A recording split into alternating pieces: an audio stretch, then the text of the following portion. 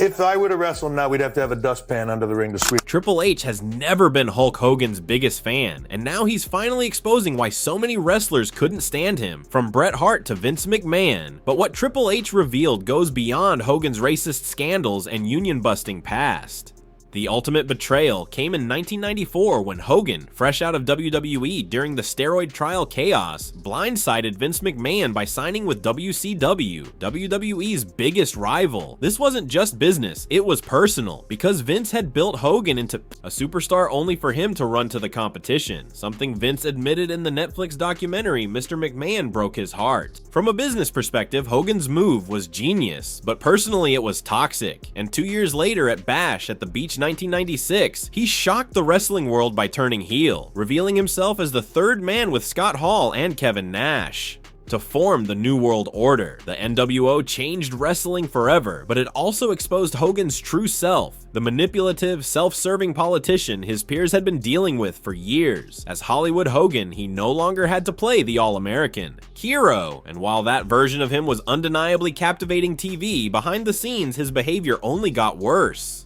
Billy Kidman, a talented high flyer, was publicly buried by Hogan, who said he couldn't draw flies at a flea market, and Eric Bischoff confirmed Hogan held back younger talent, using his creative control to protect his own spot rather than elevate the next generation. That selfish pattern followed him back to WWE in 2002 after Vince bought WCW, when Hogan returned as a heel, but got such a huge reaction against The Rock at WrestleMania X8 that WWE was forced to turn him face. It led to one of the most controversial title reigns ever when Triple H, fresh off an 8-month injury comeback and a WrestleMania main event win, was told on the day of Backlash to drop the Undisputed Championship to Hogan, a part-timer in his late 40s, simply because Hogan's popularity was soaring again. In his 2004 autobiography Making the Game, Triple H admitted his frustration, saying he was a proven ratings draw and that losing the belt so soon wrecked his momentum. And years later, when asked about facing an older Hogan in a dream match, Triple H's savage response showed just how deep the resentment still ran.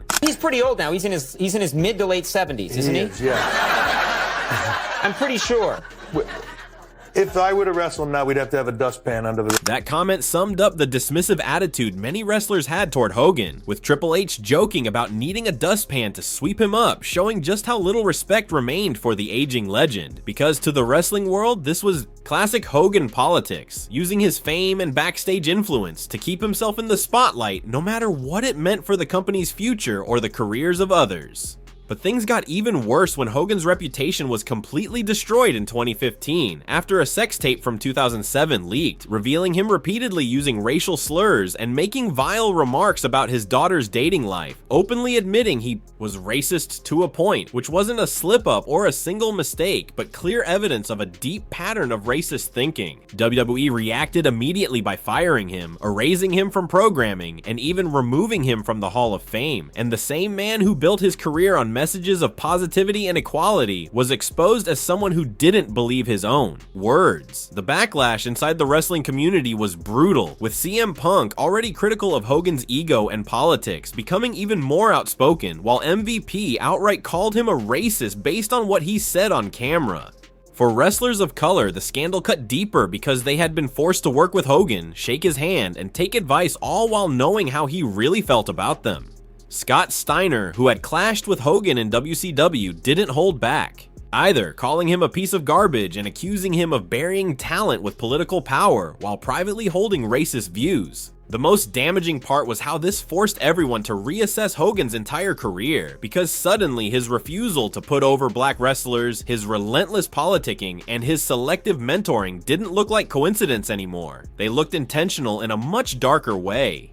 Mark Henry's story drove the point home when he revealed that after Hogan's comments were exposed, WWE suggested Hogan should visit black schools to apologize, but Henry refused to support it, saying Hogan had no genuine remorse and without real regret, An apology would mean nothing. This shows how deep the damage went, because even Hogan's attempts at reconciliation came across as hollow and self-serving, and the scandal revealed a pattern that stretched far beyond racism, exposing how Hogan's habit of lying and exaggerating bled into his most serious controversies. His first apology focused more on the fact that he was recorded than on the hateful things he actually said, proving he didn't truly understand why his words were so harmful. At the same time, his personal life was unraveling in public view. His divorce from Linda Hogan between 2007 and 2009 was filled with ugly allegations. Rumors that he had an affair with their daughter Brooke's best friend. Linda's claims that he was abusive and addicted to sex. All of it playing out under the spotlight of their VH1 reality show Hogan Knows Best, which exposed tensions that only worsened after the split. Then came the 2007 car crash involving his teenage son Nick, who while racing crashed and left passenger John Graziano with permanent brain damage. Nick served 8 months in jail, and leaked prison calls caught Hogan making tone-deaf remarks about the crash being God's will. What stood out most during this period was Hogan's obsession with money and controlling his image. While portraying himself as a family man handling tragedy, he launched a massive lawsuit against Gawker over the leaked sex tape that also exposed his racist comments. With backing from billionaire Peter Thiel, Hogan won $140 million in damages and bankrupted the site, and although some saw it as a victory for privacy rights, it showed Hogan's willingness to use extreme legal tactics to protect a brand built on lies and hypocrisy. In the end, he walked away with around $31 million after settlements, but no payout could repair his shattered reputation among peers, who now had proof of what many suspected, that the Hulk Hogan fans adored was not the same man behind the scenes. This era was significant because it tied together decades of behavior: the union betrayal of the 1980s, the manipulative politics of the 1990s, and the racism scandal of the 2000s, all painting the picture of someone who always put himself first, no matter the cost to others. And that's why Triple H's revelations cut so deeply, because as someone who worked alongside Hogan and saw it all up close, his words about why wrestlers hated Hogan carried real weight. It wasn't just about business or creative disagreements, it was about fundamental character flaws that impacted an entire industry. To understand why Hogan became one of the most despised men in wrestling, we have to go back to the beginning, to the 1980s, when wrestling was exploding into mainstream culture, and at the center of it all stood a blonde mustached giant, Terry Hulk Hogan Bollea. While fans were chanting, "What you gonna do, brother?" and flexing their imaginary 24-inch pythons, Hogan was allegedly making cutthroat moves that would put corporate sharks to shame. He began wrestling in 1977 under legendary Japanese trainer Hiro Matsuda, but his rise was anything but clean. After joining WWF in 1979 under Vince McMahon Sr., he was actually fired in 1981 for taking a role in Rocky III without permission. But when Vince McMahon Jr. took over the company in 1982, he saw dollar signs in Hogan and brought him back in December 1983. And what happened next was historic. On January 23rd, 1984, Hogan defeated the Iron Sheik at Madison Square Garden to win his first WWF World Heavyweight Championship, launching the era of Hulkamania. This wasn't just a wrestling match, it was the birth of a cultural phenomenon that changed entertainment forever. But here's the crazy part. While Hogan was becoming this larger-than-life hero, telling kids to train, say their prayers, and eat their vitamins, he was secretly engaging in behavior that would later destroy his reputation among his peers.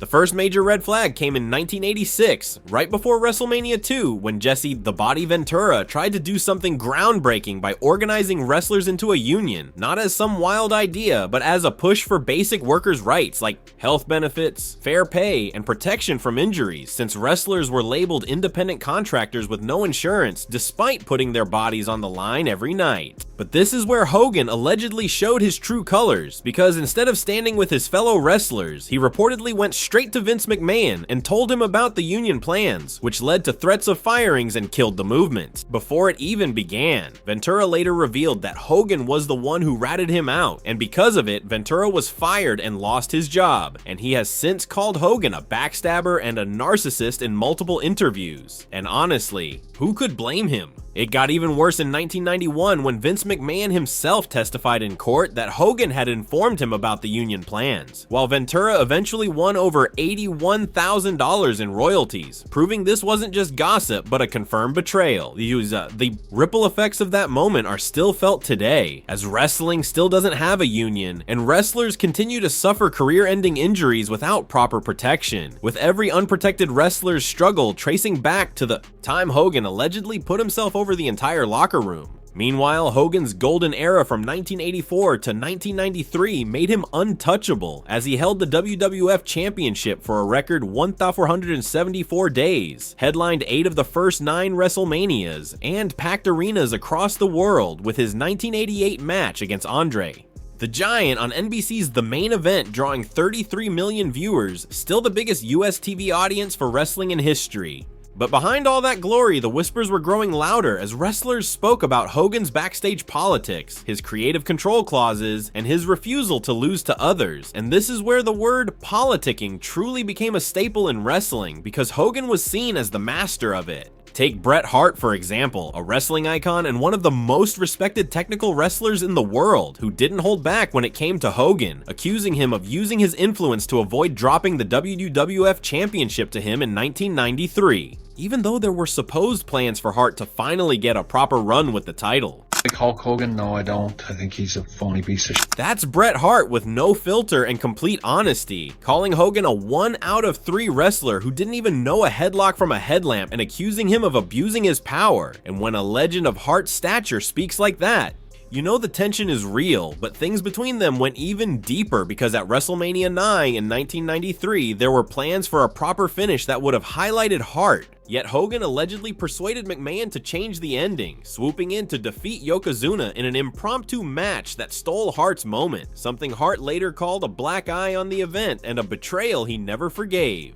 This kind of maneuvering followed Hogan into WCW, where his creative control became an even bigger problem, like at Starrcade 1997, when Sting's career-defining moment was ruined because Hogan allegedly refused to lose cleanly, a move that cost him respect in the locker room. Even The Undertaker, known for professionalism and rarely criticizing anyone, admitted Hogan exaggerated a neck injury from a tombstone in 1991 to avoid losing, destroying their trust early on, and coming from someone like Undertaker, that was a devastating indictment. But perhaps the biggest issue with Hogan was his hypocrisy, because while he preached to millions of kids about training hard, saying prayers, and eating vitamins, he was secretly living the opposite, and the steroid scandal made that crystal clear when he appeared on the Arsenio Hall show during Vince McMahon's trial and denied steroid use, claiming he only used them briefly for injuries, despite McMahon warning him not to lie. And then in 1994, under immunity, Hogan admitted he had used steroids since 1976 for more than 13 years, exposing him as someone willing to say anything to protect his image, even if it meant throwing others under the bus. The pattern was undeniable. Hogan always put himself first, above his friends, his colleagues, and the very business that made him famous. And while fans might not have seen it, his peers certainly did, leading us to the final reckoning where everything came full circle in his last years. His death on July 24th, 2025.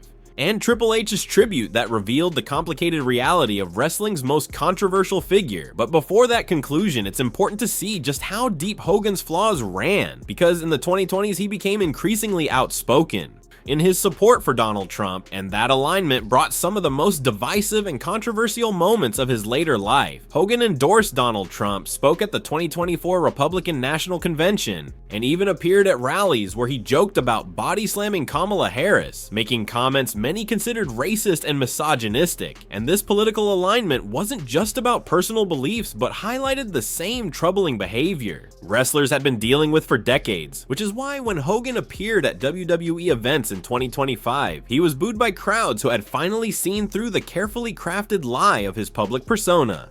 The backlash only grew worse when his Real American Beer Company fired its black brand ambassador, Essie Janai, after Hogan allegedly learned about her race and replaced her with white influencers, with Janai's social media posts exposing him and proving that Hogan's racist attitudes weren't relics of the past, but ongoing problems that still shaped his actions. The resentment toward Hogan inside the wrestling community was also clear from the number of legends who went on record against him, from Hall of Famers to main event stars.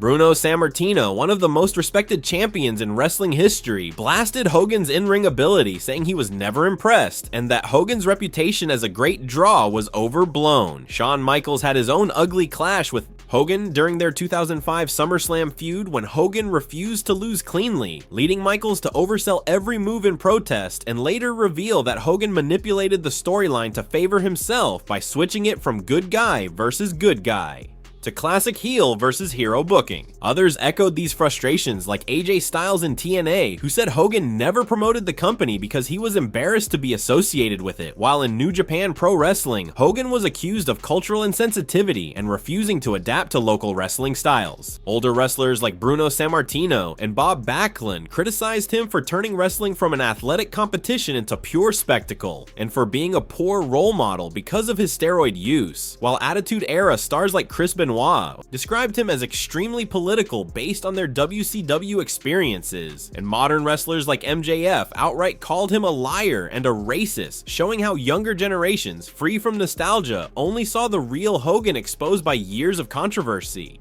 Taken together, these testimonies painted a picture of a man who always put himself first, above the business, his peers, and even basic human decency, proving his flaws ran deeper than politics or creative disputes and cut to the core of his character. And that brings us to the most emotional part of this story, Hogan's death and the reactions it provoked, because on July 24th, 2025, Terry Hulk Hogan Bollea died at age 71 from cardiac arrest at his home in Florida, forcing the wrestling world to finally confront the complicated legacy of one of its biggest stars. And Triple H, now WWE's chief content officer, was left in the difficult position of honoring a man whose behavior had caused decades of turmoil. And in doing so, his response revealed more about the true nature of Hogan's relationships in wrestling than Hogan's own words ever could. Triple H narrated an emotional WWE SmackDown video package on July 25th, 2025, calling Hogan the archetype of a superstar who inspired millions, and followed it with a social media post saying WWE would not be where it is today without him, and that few, if any, loomed larger than Terry Hulk Hogan Bollea. What made his tribute fascinating was how carefully it balanced acknowledging Hogan's massive impact without ignoring the controversies, because while Triple H never directly laid out the reasons wrestlers hated Hogan, his measured tone after Hogan's death spoke volumes about the complicated feelings inside the wrestling world. Fans reacted in equally conflicted ways, with social media overflowing both with tributes from those who grew up watching Hulkamania and with harsh criticism from those who could not separate the performer from the man, a split that revealed a clear generational divide. Older fans remembered Hogan's role in the 1980s boom, while younger fans, aware of his scandals, were far less forgiving. Wrestling media reflected this same complexity, with obituaries celebrating Hogan's mainstream contributions while also listing his union betrayal, racist comments, and backstage politics as inseparable parts of his legacy. His death also forced the industry to revisit uncomfortable truths about its past, especially the union issue, which resurfaced as current wrestlers pointed out they still deal with the same problems Ventura tried to solve in the 1980s. Even Vince McMahon, despite his own recent controversies, posted a tribute that acknowledged their turbulent relationship by saying, "Despite our ups and downs, Hulk was a brother," a statement that perfectly captured the mix of profitability and problems that defined Hogan's career. Modern wrestlers carried the discussion forward, with Seth Rollins openly criticizing Hogan's racism and saying he hated his style, proving a new generation was unafraid to speak truth to power even when that power belonged to a deceased legend. International voices weighed in too, as wrestlers and promotions from Japan, Mexico, and Europe shared stories that painted Hogan as disrespectful to their cultures and difficult to work with. In the end, looking at Hogan's career and its aftermath reveals a story of incredible success built on a foundation of selfish and damaging behavior, because while he undeniably changed wrestling forever, bringing it into the mainstream and creating a template for sports entertainment that still stands today, that success came at a heavy cost not only to Hogan himself, but also to the countless wrestlers whose careers and lives were shaped, and in many cases damaged, by him. Thanks for watching, and check out our other thrilling content by clicking on your